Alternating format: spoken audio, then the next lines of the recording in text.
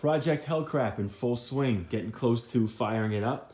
I know I haven't had many updates in a while, but it's mainly because I really can't videotape and work at the same time in this garage. There's not enough room. It's frustrating enough just moving around. So I just kind of put my head down and work. I'll try to update you guys on a few things that I've been doing over the past few months. So brake lines are all finished up, got the line lock plumbed. I did all NICOP lines.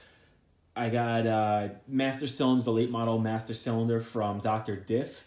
I got the wiring. I fully wired the car. It's a little messy in the back there. I don't know if you can see. I wish I did a better job back there, but it works. It comes off the bulkhead and just tangles up a little bit. Could probably undo that and relume it, but I just don't feel like it. I'm trying to get this thing running as quick as possible. I got over here coolant hoses. Everything's all set up. I just used the heat gun and expanded that hose a little bit so I could just use a regular one, and I think it's a 1 5/8 or 1 3/4. I don't know if you could see down into there. I'm using the factory T fitting or Y fitting from the Hellcat for the lower radiator hose because I am running this expansion tank, which is a Canton, I think for like a 2000s Mustang. Just looked like the easiest one to mount.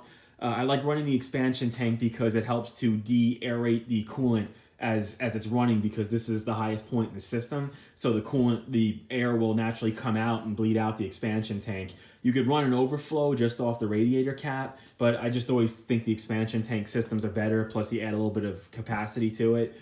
The only problem with this is getting it to this height. So it clears the hood, everything clears. It's the highest point of the system. It's higher than the heater core, higher than the radiator, so it works. So it's just a little tricky finding a spot for it where it would be the highest point of the system, because that's the whole point.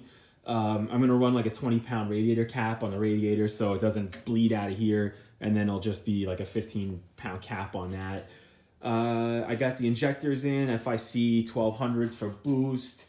Last time, I don't know if I showed you guys, I did the ATI lower pulley 10% plus an MMX HC1 plus cam. No springs required cam, they call it. So I am using the factory springs with like 13,000 miles.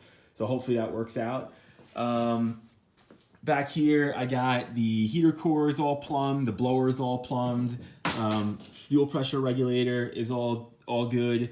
This wiring here, So I cut the loom apart and I extended a bunch of wires so I could run everything into the firewall. So I have my, I ran like an alternator cable and a junction box under the firewall. I'll show you that when I get to the under the firewall part. And this way everything is tucked, the ECU, the TCM, the power control module, it's all under there. The only wiring I have out here is just the fan relays, because I'm running these twin fans. So I wasn't going to run the factory Hellcat pulse width modulated fan lead. So I have my relays here because I really don't want the relays too far away from the fans. So that's the only wiring that's kind of exposed. These washers, I got spacers for it. Don't mind that. I think everything up here is pretty much buttoned up except for belts, and I got to run some kind of a PCV system. Probably the catch can system, like a Mighty Mouse I run on my Impala, works great.